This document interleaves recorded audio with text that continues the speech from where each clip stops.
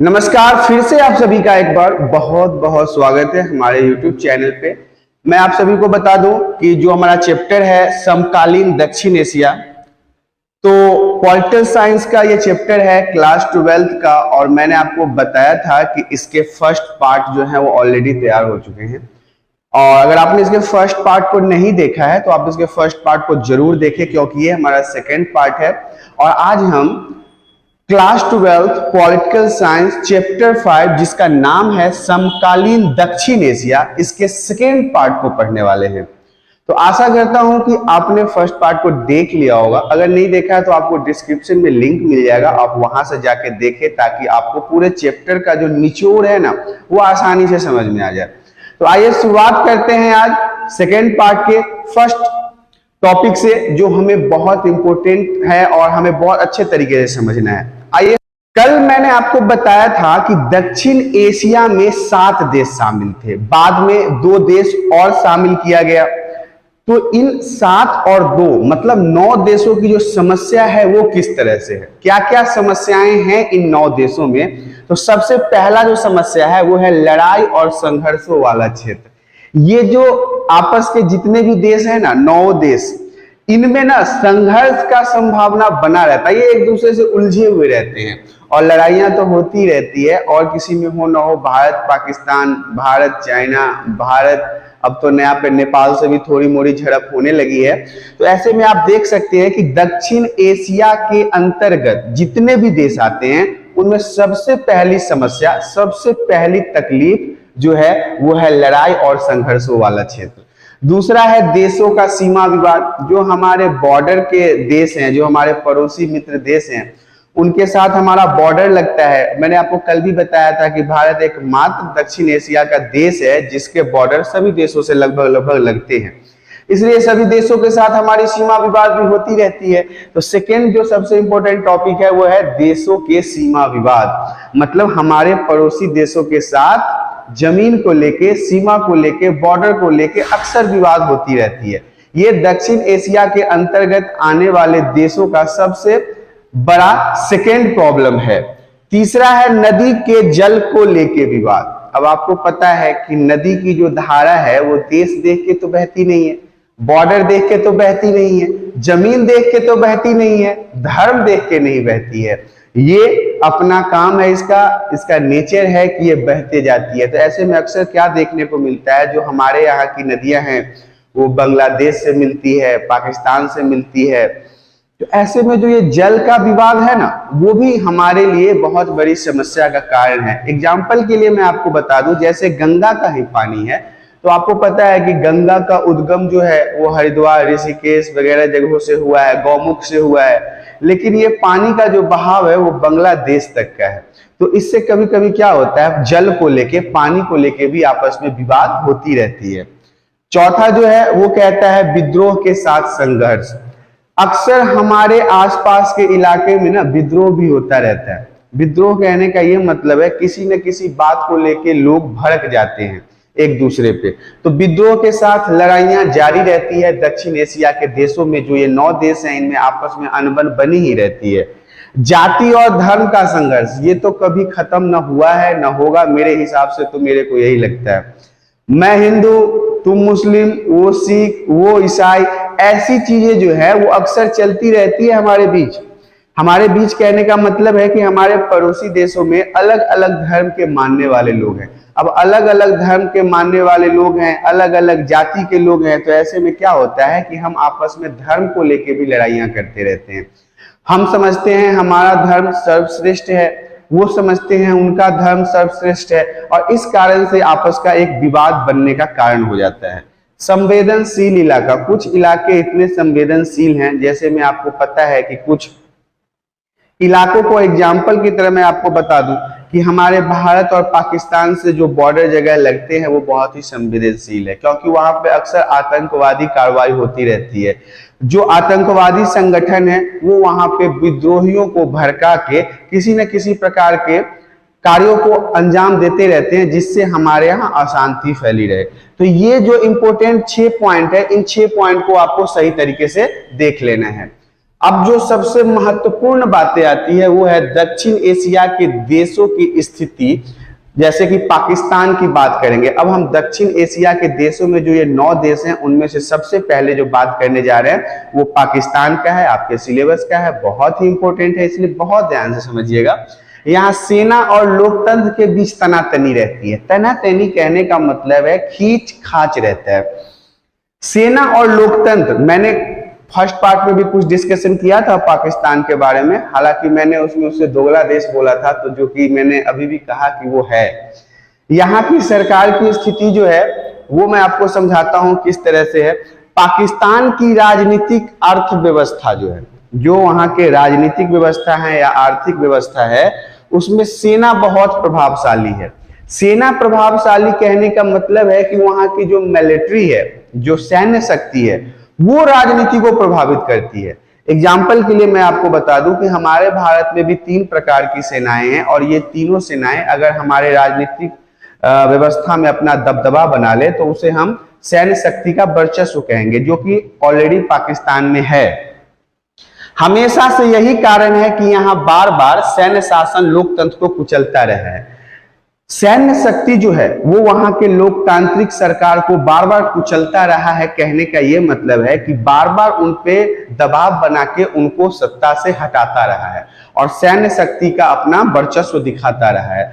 सेना जो है वो खुद के हिसाब से पाकिस्तान में कार्रवाई करती है, पाकिस्तान में अपना हुकूमत चलाती है, और इस तरह से क्या है कि यही काम जो है एक बार बांग्लादेश के अंदर भी हुआ। लेकिन हम बांग्लादेश के टॉपिक को आगे ध्यान देंगे।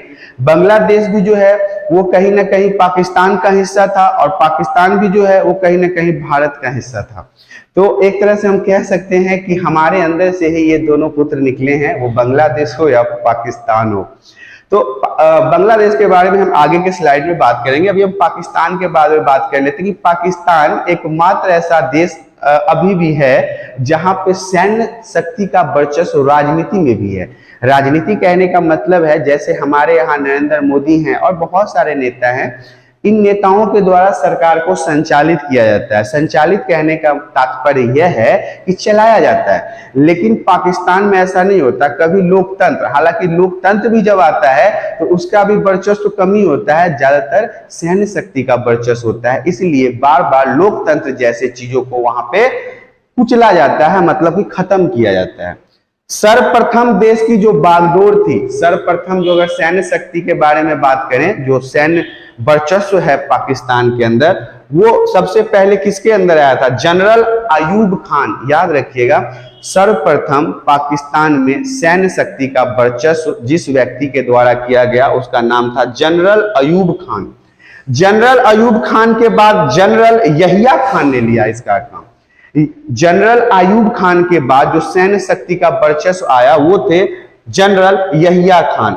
इसके बाद फिर से एक सैन्य शक्ति का वहां पे वर्चस्व आया जिनका नाम था जिया उल हक। जिया उल हक ने भी वहां पे सैन्य शक्ति का वर्चस्व कायम किया, और 1999 में जनरल परवेज मुशर्रफ ने जनता द्वारा निर्वाचित सरकार को हटाकर सैनिक शासन की स्थापना कर दी। परवेज मुशर्रफ का नाम सुना होगा, तो ध्यान से समझिएगा। पाकिस्तान में सर्वप्रथम जो सैन्य शक्ति का वर्चस्व आया, उस वर्चस्व को लाने वाला कोई और नहीं जनरल अयूब खान था। उसके बाद आया जनरल यहिया खान, उसके बाद आया जिया उल हक, और 1999 में जनरल परवेज मुशर्रफ ने जनता के द्वारा, मतलब कि लोकतंत्र के सरकार जो थी, लोकतांत्रिक सरकार थी, उसे हटाकर फिर से सैन्य शक्ति का वर्चस्व ला दिया। कुछ समय के लिए अवश्य, अब कह रहा है कुछ समय के लिए वहां पे जुल्फिकार अली भुट्टो जो वहां के प्रधानमंत्री हुआ करते थे, बेनजीर भुट्टो वो भी वहां के प्रधानमंत्री हुआ करते थे, तथा नवाज शरीफ वो भी वहां के प्रधानमंत्री हुआ करते थे। पाकिस्तान में लोकतांत्रिक सरकार का गठन किया था। पाकिस्तान में जनता के द्वारा चुना गया प्रतिनिधि भी था। उन प्रतिनिधियों का नाम है जुल्फिकार अली भुट्टो, बेनजीर भुट्टो और नवाज शरीफ, जो पाकिस्तान में लोकतांत्रिक सरकार का गठन किया था और इस पे कुछ समय के लिए कार्यरत थे। तो इस तरह से आपने देखा कि दक्षिण एशिया के देशों में जो स्थिति है पाकिस्तान का और सेना और लोकतंत्र का, वो किस तरह से काम कर रहा था। अब दक्षिण एशिया में फिर से हम पाकिस्तान की जो स्थिति है उस पर और चर्चा करेंगे, क्योंकि पाकिस्तान के अंदर इतने काम होते हैं ना जिनकी चर्चा अगर की जाए तो पूरा किताब भर जाएगा, लेकिन पाकिस्तान की कहानी खत्म नहीं होगी। हर क्षेत्र में ही ये बिल्कुल दबा हुआ है, मतलब निचले स्तर पे है। लेकिन ऐसा प्रतीत इन्हें नहीं होता है, वो इसलिए क्योंकि इन्हें लाज शर्म है ही नहीं। एक बार फिर से देखते हैं, जून 2013 की बात है यहाँ पे, कहाँ पे, पाकिस्तान में, जो दक्षिण एशिया का एक देश है। हम उसी के बारे में भी बात कर रहे हैं। दक्षिण एशिया में बहुत सारे देश है और यही आपका सिलेबस का इंपोर्टेंट पॉइंट है। तो हमने सबसे पहले शुरुआत किया है सबसे नीचे से, मतलब पाकिस्तान से। आप पूरा मत समझिएगा, पाकिस्तान से हमने शुरू किया है। जून 2013 की बात है। नवाज शरीफ के नेतृत्व में पाकिस्तान में लोकतांत्रिक सरकार बनाई गई थी। अभी मैंने बताया कि लोकतांत्रिक सरकार में जो नवाज शरीफ थे वो भी प्रधानमंत्री रह चुके हैं। सरकार की स्थापना तो हुई, लेकिन इन पर भी वित्तीय भ्रष्टाचार का आरोप लगाया गया। इन पे भ्रष्टाचार का आरोप लगाया गया, करप्शन का आरोप लगाया गया, लूट खसोट का आरोप लगाया गया। इन पे आरोप था कि ये यहाँ के पैसों को लूट खसोट रहे हैं। कौन? नवाज शरीफ, जो वहां के सुप्रीमो थे, वजीरे आजम थे, पाकिस्तान के वजीरे आजम थे। अक्सर सुनने को मिलता है मुझे कि वजीरे आजम, तो मैंने भी कहा कि मैं भी बोल देता हूँ, ये वहां के वजीरे आजम थे। इन्हें वित्तीय भ्रष्टाचार के मामले में पाकिस्तान के सर्वोच्च न्यायालय ने इन्हें 10 साल की सजा सुनाई और इन्हें इनके पद से भी हटा दिया। किसे? नवाज शरीफ को। इसके बाद क्या हुआ? 2018 में पाकिस्तान में आम चुनाव फिर हुआ। जनता के द्वारा लोकतांत्रिक सरकार लाने की कोशिश की गई। कब? 2018 में। और इमरान खान, आपने सुना होगा इमरान खान के बारे में। इमरान खान एक क्रिकेटर भी है, पाकिस्तान की तरफ से हमारे क्रिकेटर हैं। अच्छे खिलाड़ी तो नहीं थे, लेकिन ठीक थे, खिलाड़ी तो थे। इमरान खान के नेतृत्व में लोकतांत्रिक सरकार का गठन हुआ। कब? 2018 में। फिर से जनता ने वोट दिया और इमरान खान की सरकार जो है वो सत्ता में आई। ध्यान से समझिएगा, 2018 में इमरान खान को जनता के द्वारा दिए गए मत से फिर से सत्ता में वापिस हुए। लेकिन ये सैन्य शासन नहीं था, ये लोकतांत्रिक शासन था, ऐसा माना जाता है। लेकिन सैनिक का वर्चस्व हमेशा से पाकिस्तान में रहा है। कुछ समय बाद भी इसका तख्ता पलट हो गया। ये आपके सिलेबस में नहीं है, लेकिन मैंने ऐड कर दिया है कि अभी आपको पता होगा कि इमरान खान भी अब सत्ता में नहीं है, उनका भी तख्ता पलट हो गया है, उन्हें भी हटा दिया गया है। और अभी फिलहाल में जो है शहबाज शरीफ को पाकिस्तान का नया वजीरे आजम बनाया गया है। किसे? शहबाज शरीफ को। 2018 के चुनाव में इमरान खान को जनता के द्वारा सरकार चुना गया, इनकी सरकार सत्ता में आई। लेकिन अभी हाल फिलहाल में 2 महीने, 3 महीने, 4 महीने पहले से आप कह सकते हैं कि इमरान खान की सरकार को भी हटा दिया गया है और जो वहां पे नया वजीरे आजम बनाया गया है वो कौन है? शहबाज शरीफ हैं, जिन्हें पाकिस्तान का नया वजीरे आजम बनाया गया है। इस तरह से आपने पाकिस्तान के राजनीतिक स्थिति के बारे में जाना। ये था पाकिस्तान का राजनीतिक स्थिति। आइए अब हम आगे बढ़ते हैं। पाकिस्तान के बाद हम देखते हैं हमारा नया देश है। पाकिस्तान में लोकतांत्रिकरण अस्थायी न रह पाने के कारण भी है कि इसमें जो है पाकिस्तान में लोकतंत्र कंटिन्यू क्यों नहीं चल पाता। दक्षिण एशिया के देशों में भारत और श्रीलंका ही मात्र 2 एक ऐसा देश है जहां पे सबसे अच्छे तरीके से शुरुआत से, जब से हमें आजादी मिली है, हमें आजादी कब मिली? 1947 में। श्रीलंका को कब मिली? 1948 में। तब से हम लोगों ने अपने यहाँ लोकतंत्र ही चलाया है और सफलतापूर्वक चल रहा है। लेकिन पाकिस्तान में आप देख रहे हो कि बार बार यहाँ पे लोकतंत्र को कुचला जाता है। किसके द्वारा? सैन्य शक्तियों के वर्चस्व के द्वारा। आइए हम देखते हैं कि पाकिस्तान जो है, बहुत देश जो अच्छा कहने के लिए तो मन नहीं हो रहा है, फिर भी चलिए, पाकिस्तान जो देश है इसमें लोकतंत्र की स्थिति कंटिन्यू क्यों नहीं हो पा रही? इसके क्या क्या कारण है? पाकिस्तान में बार बार सैनिक शासकों द्वारा तख्ता पलट हुआ है। जो सैन्य शक्तियां हैं उनके द्वारा लोकतंत्र के राजा या कहिए वजीरे आजम, उनको हटा दिया गया है, जिसके कारण पाकिस्तान में कभी भी लोकतंत्र अस्थायी रूप से कार्य नहीं पाया। बार बार तुम किसी चीज को हटा दोगे, उसे 5 साल राज ही नहीं करने दे रहे हो, तो वो कैसे टिक पाएगा? यही कारण है कि वहां की जो सैनिक शक्ति है, वर्चस्व है, वो वहां के लोकतांत्रिक सरकार को बार बार दबा देती है, कुचल देती है। पाकिस्तान में लोकतंत्रीकरण के निम्नलिखित कठिनाइयां, यहाँ पे किन किन कारणों से, किन किन परेशानियों के कारण लोकतंत्र की सरकार जो है वो नहीं चल पाती है, उसे समझते हैं। वो है कि यहाँ सेना, यहाँ जो सेना है, यहाँ के धर्म गुरु हैं, यहाँ के जो भूस्वामी हैं, जमींदार, पैसे वाले लोग, वो क्या करते हैं, उनका ना सरकार के अंदर और समाज के अंदर दबदबा है, उनका वर्चस्व है। इसके कारण कई बार क्या होता है, निर्वाचित सरकारों को गिराकर सैनिक शक्ति को वो कायम कर देते हैं। जो वहां के धर्म गुरु हैं, जो उनके धर्म गुरु हैं, जैसे हमारे यहाँ पंडित होते हैं, मुनि होते हैं, ऋषि होते हैं, वैसे ही उनके यहाँ जो धर्म गुरु हैं, उनका वर्चस्व है समाज पे। भूस्वामी कहने का मतलब है जो जमींदार हैं, उनका वर्चस्व है। पूंजीपति लोग, उनका वर्चस्व है। ये सब क्या करते हैं, वहां के लोकतांत्रिक सरकार को गिरा के सैन्य शक्ति का वर्चस्व बढ़ा देते हैं। पाकिस्तान की भारत के साथ हमेशा से तनातनी रही है। हमारे साथ तो कभी नहीं पटता, हमारे देश के साथ तो कभी नहीं पटता, जिसका फायदा उठाकर यहाँ के सैनिक, शासक या धर्म गुरु लोकतांत्रिक सरकार में खोट दिखाकर यहाँ की जनता को बताते हैं कि पाकिस्तान की सुरक्षा खतरे में है और सत्ता पर काबिज हो जाते हैं। यहाँ के जो धर्म गुरु हैं, जो मौलाना हैं, मौलानाओं के द्वारा, वहां के पूंजीपति लोगों के द्वारा, वहां के सैनिकों के सुप्रीमो के द्वारा उन्हें यह बताया जाता है कि भारत जो है वो हमारे लिए खतरा उत्पन्न कर रहा है और हमारी सरकार जो है वो किसी प्रकार का कदम नहीं उठा रही है।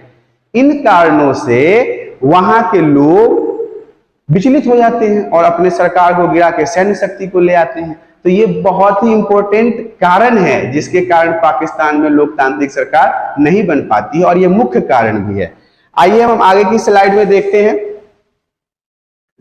पाकिस्तान में अधिकांश संगठनों द्वारा सैनिक शासन को जायज ठहराया जाता है। जैसे अब आपको पता है हर एक देश में न किसी प्रकार का संगठन होता है, ग्रुप होता है, यूनियन होता है। हमारे भारत में भी है, ऐसे ही पाकिस्तान में भी है। तो पाकिस्तान के जितने भी संगठन है ना, वो लोकतंत्र को न अच्छा समझकर वो कहते हैं सैन्य शासन ही अच्छा है, सैन्य शक्ति ही अच्छा है, सैन्य शक्ति के द्वारा शासन ही हमारे देश के लिए बेहतर है। ये भी एक कारण, वहां पे लोकतंत्र का सरकार नहीं चल पाता है।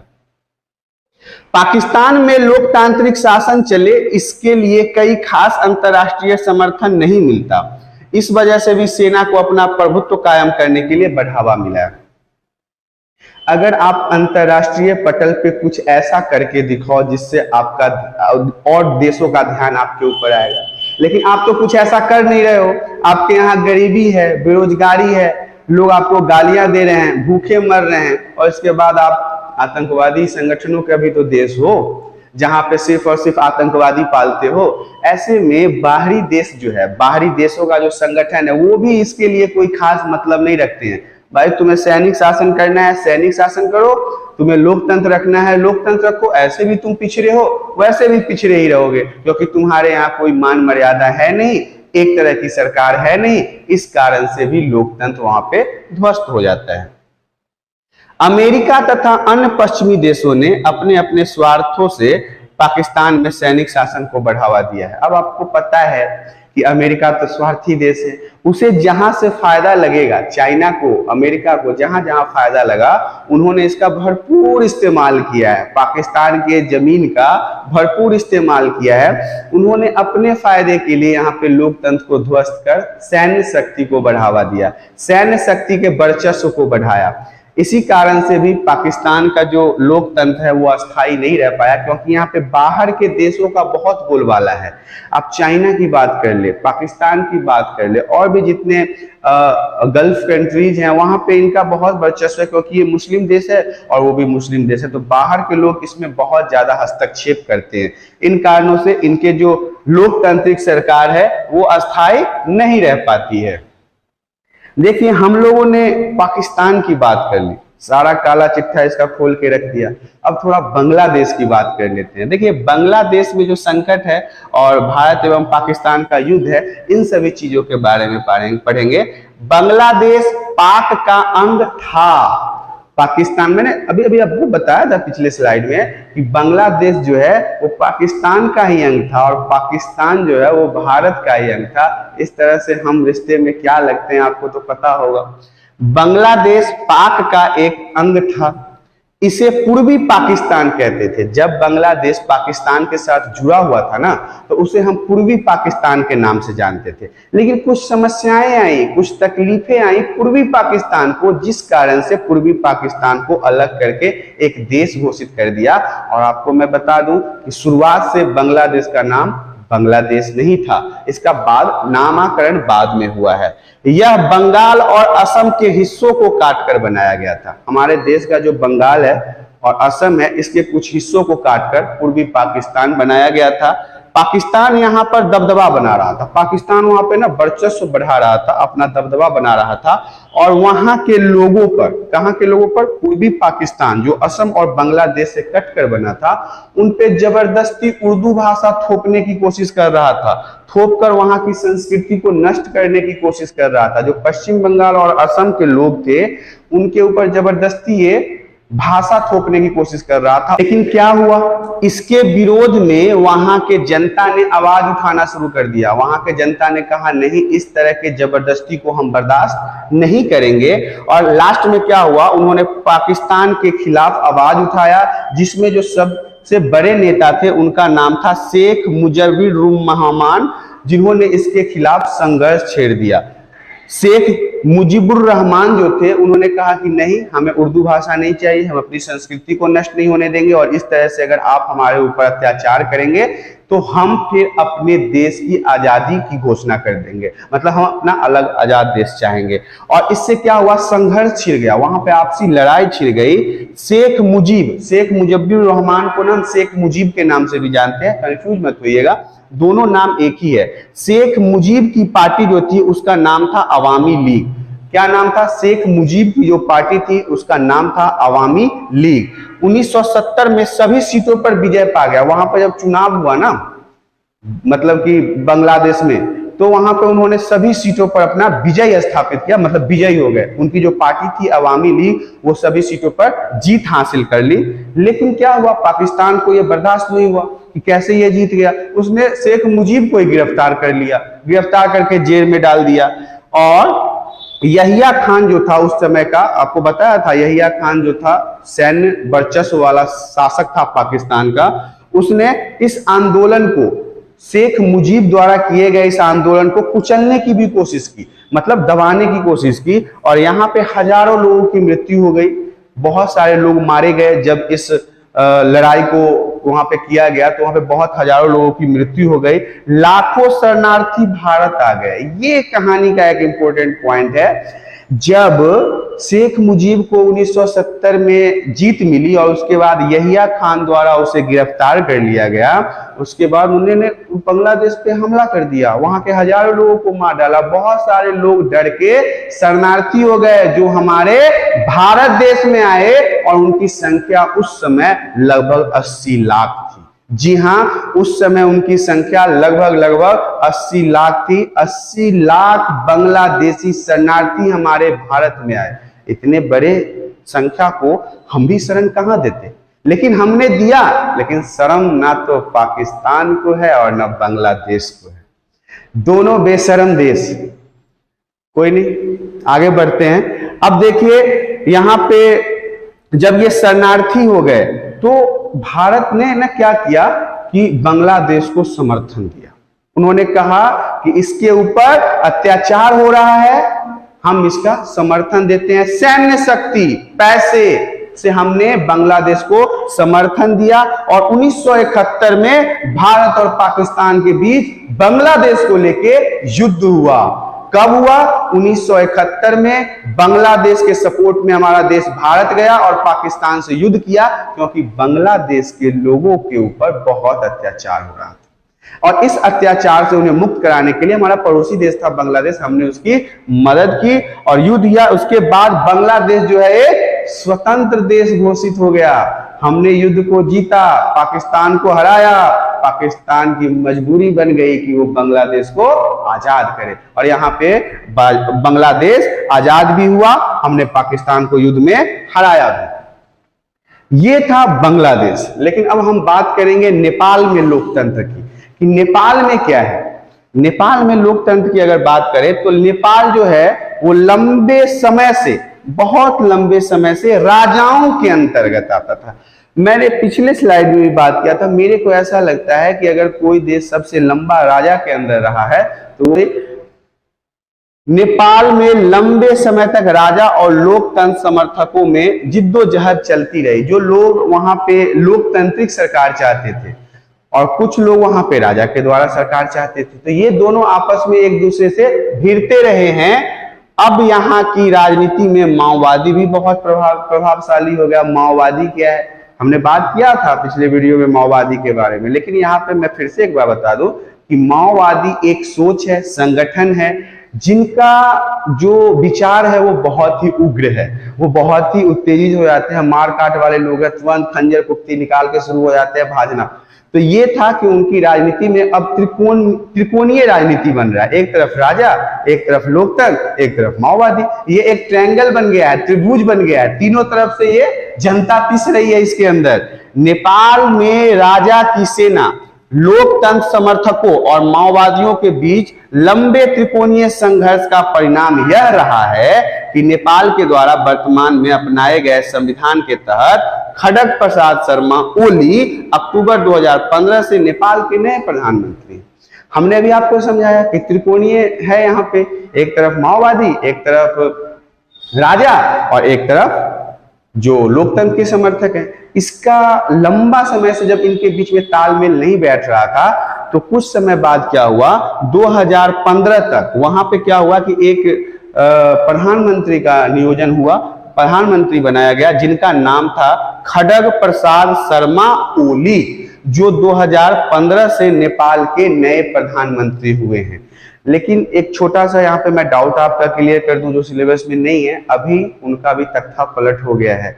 अब देखिए, अभी यहाँ पे है शेर बहादुर देउबा, ये नए प्रधानमंत्री हैं वहां के, वो भी मैं, हाँ, लेकिन मैंने लिख दिया है, आपके सिलेबस में नहीं है, फिर भी मैंने नोट कर दिया है। लेकिन अभी 2022 की बात की जाए तो नेपाल के नए प्रधानमंत्री का नाम जो है वो शेर बहादुर देउबा है, जिन्हें 21 मई 2021 में 5वीं बार प्रधानमंत्री बनाया गया। अब समझिए, ये जो देउबा हैं, शेर बहादुर, ये 5वीं बार बने हैं यहाँ पर प्रधानमंत्री। कुछ अच्छा ही होगा, तभी लोग इतना पसंद करते हैं। तो नेपाल का जो त्रिकोणीय है लोकतंत्र, ये बहुत ही लंबे समय तक यहाँ पे राजा का शासन रहा। लेकिन अगर अभी बात कर ले तो नेपाल में लोकतंत्र है। अब यहाँ पे जनता के द्वारा चुनी गई सरकार है और जनता के द्वारा चुने गए प्रतिनिधि ही यहाँ पे शासन करते हैं। इस तरह से आपने नेपाल के लोकतंत्र के बारे में भी जान लिया है। अब हम बात कर लेते हैं श्रीलंका के बारे में। श्रीलंका भी हमारा एक पड़ोसी देश है, बहुत ही अच्छा देश है। हमने पहले भी बात किया था, कल भी के वीडियो में भी बात किया था कि श्रीलंका के बारे में।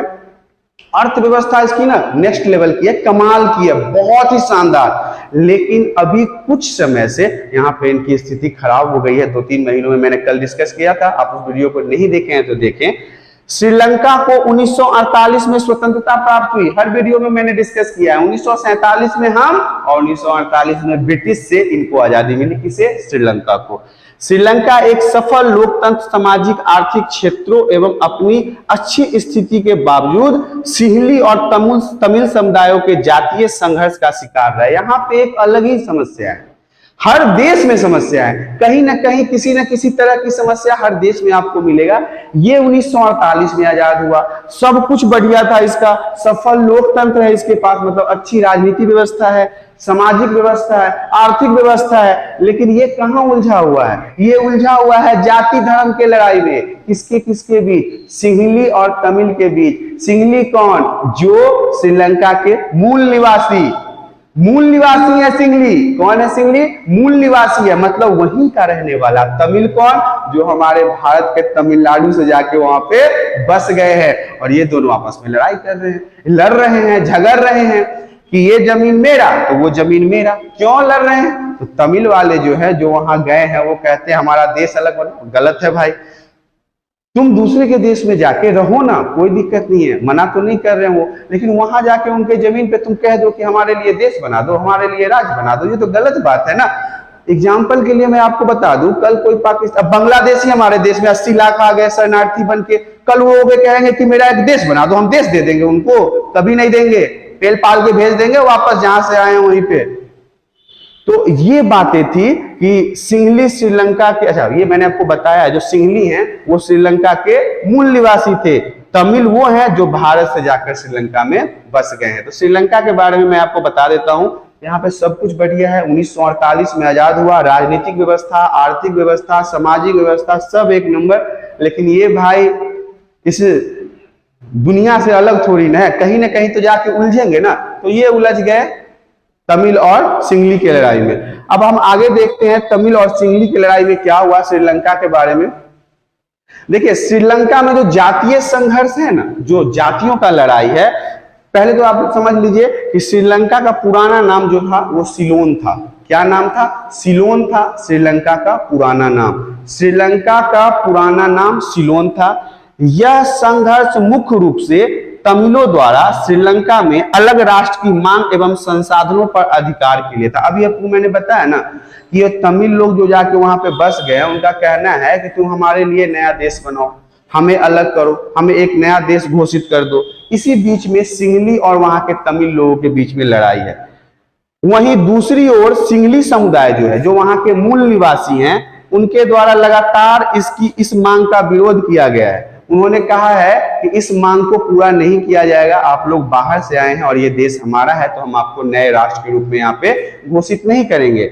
मई 2009 की बात है, श्रीलंकाई सेना जो द्वारा है, वो लिप्टे का एक नाम है, लिप्टे को समझ लीजिए, जो तमिल लोग जो हैं, जो भारत से जाके वहां बस गए हैं, वो अपना एक संगठन तैयार कर लिए, अपना एक सैन्य शक्ति तैयार कर लिए, जिसे लिप्टे कहते हैं। इसका मुख्य आदमी जो था वो प्रभाकरन था, जो साउथ तमिलनाडु का रहने वाला था। और लिप्टे को फुल फॉर्म में अगर आपके बात की जाए तो liberation tigers of Tamil Eelam कहा जाता है। अब इसका प्रमुख कौन था? इसका प्रमुख था प्रभाकरन। बाद में प्रभाकरन की मृत्यु हो गई और मृत्यु के बाद श्रीलंका में वर्षों से चलते आ रहे इस गृह युद्ध की समाप्ति हो गई। देखिए प्रभाकरन का नाम तो मैंने ले लिया, लेकिन प्रभाकरन को छोटा आदमी मत समझिएगा। प्रभाकरन एक बहुत ही कैपेसिटी वाला व्यक्ति था, जिसने श्रीलंका में जाके अपनी खुद की सेना तैयार कर दी, खुद का एक आर्मी तैयार कर दिया। इसके बारे में हम जरूर कभी बात करेंगे, प्रभाकरन के बारे में, इसकी पूरी जीवनी, कार्यनीति, राजनीतिक शैली, अर्थव्यवस्था को मजबूत करने के लिए इसने श्रीलंका में जाके अपने तमिल लोगों के लिए जो संघर्ष किया है, वो भी एक मतलब समझने योग्य बातें हैं। तो इस तरह से आपने देखा श्रीलंका का नाम पुराना जो है वो सिलोन है। यहाँ पे तमिल और सिलोन लोगों के बीच संघर्ष चल रहा है। क्यों चल रहा है मैंने आपको समझा दिया है। 2009 में श्रीलंकाई सेना लिप्टे के जो प्रमुख था प्रभाकरन, उसे मार दिया गया और वर्षों से जो यहाँ पे गृह युद्ध चलता आ रहा था, उसकी भी यहाँ पे समाप्ति हो गई। इस तरह से आपने बहुत सारे इंपॉर्टेंट पॉइंट्स को देखा है। अब हम इसके थर्ड पार्ट में आपके साथ मिलेंगे। आशा करता हूं कि इस वीडियो में दिए गए सारी जानकारी आपको समझ में आई होगी। और फिलहाल मैं आपको फिर से वही बात एक बार दोहरा दूं कि यदि आपको कोई पॉइंट समझ में नहीं आ रहा है तो आप हमें कमेंट करके बताएं। चैनल पे पहली बार आए हैं तो सब्सक्राइब करें, वीडियो पसंद आती है तो लाइक करें। आज के लिए इतना ही, धन्यवाद।